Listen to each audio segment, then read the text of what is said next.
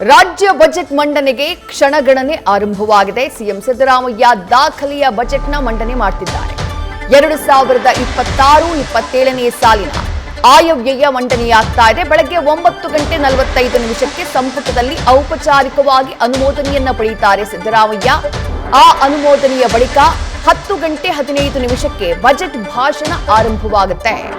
ಹಣಕಾಸು ಸಚಿವರಾಗಿ ಸಿದ್ದರಾಮಯ್ಯ ಅವರು 17ನೇ ಬಾರಿಗೆ ಬಜೆಟ್ನ ಮಂಡನೆ ಮಾಡುತ್ತಿದ್ದಾರೆ. ಮುಖ್ಯಮಂತ್ರಿಯಾಗಿ 10ನೇ ಬಾರಿಗೆ ಬಜೆಟ್ನ ಮಂಡಿಸುತ್ತಿದ್ದಾರೆ ಸಿದ್ದರಾಮಯ್ಯ. ಸಂಜೆ ಗೃಹ ಕಚೇರಿ ಕೃಷ್ಣಾದಲ್ಲಿ ಬಜೆಟ್ಗೆ ಸಂಬಂಧಪಟ್ಟ ಹಾಗೆ ಸಿಎಂ ಸಿದ್ದರಾಮಯ್ಯ ಸುದ್ದಿಗೋಷ್ಠಿಯನ್ನ ಕೂಡ ನಡೆಸುವವರಿದ್ದಾರೆ.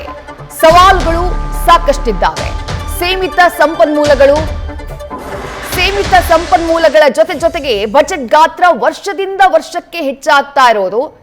ಯಾವ ರೀತಿ ಇದನ್ನ ಬ್ಯಾಲೆನ್ಸ್ ಮಾಡುತ್ತೆ ಸರ್ಕಾರ, ಮುಖ್ಯಮಂತ್ರಿಗಳು ಇದನ್ನ ಯಾವ ರೀತಿ ಬ್ಯಾಲೆನ್ಸ್ ಮಾಡ್ತಾರೆ ಅನ್ನೋದೇ ಸದ್ಯಕ್ಕಿರುವಂತಹ ಕುತೂಹಲ. ಗ್ಯಾರಂಟಿಗಳಿಂದಾಗಿ ನಮ್ಗೆ ಅನುದಾನ ಸಿಗ್ತಾ ಇಲ್ಲ ಅನ್ನೋದು ಕೇವಲ ವಿಪಕ್ಷಗಳ ಆರೋಪ ಅಲ್ಲ. ಬಿಜೆಪಿ ಅಥವಾ ಜೆಡಿಎಸ್ ಶಾಸಕರಷ್ಟೇ ಈ ಮಾತನ್ನ ಹೇಳಿಲ್ಲ. ಕಾಂಗ್ರೆಸ್ನ ಹಲವು ಶಾಸಕರು, ಹಲವು ನಾಯಕರು, ಹಲವು ವೇದಿಕೆಗಳಲ್ಲಿ 2023ರಿಂದ ಇಲ್ಲಿವರೆಗೆ ಹಲವು ಸಂದರ್ಭಗಳಲ್ಲಿ ಉಲ್ಲೇಖ ಮಾಡಿದ್ದಾರೆ. ಅನುದಾನವನ್ನ ಮೀಸಲಿಡಲಾಗುತ್ತೆ, ಅನುದಾನವನ್ನ ಘೋಷಣೆ ಮಾಡಲಾಗುತ್ತೆ. ಆದ್ರೆ ಮುಂದಿನ ಬಜೆಟ್ ಬಂದಂತಹ ಸಂದರ್ಭದಲ್ಲೂ ಆ ಯೋಜನೆಗಳು ಅನುಷ್ಠಾನಕ್ಕೆ ಬಂದಿರೋದಿಲ್ಲ. ಯಾಕಂದ್ರೆ ಸರ್ಕಾರದಿಂದ ಹಣ ಬಿಡುಗಡೆಯಾಗಿಲ್ಲ, ಕೇಳಿದ್ರೆ ಸರ್ಕಾರದ ಬಳಿ ಹಣ ಇಲ್ಲ. ಈ ರೀತಿಯಾದಂತಹ ಮಾತುಗಳು.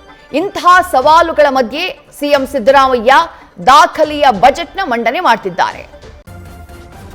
ನ್ಯೂಸ್ ಫಸ್ಟ್ ನಿರ್ಭೀತಿಯಿಂದ ನಿಮ್ಮ ಪರವಾಗಿ.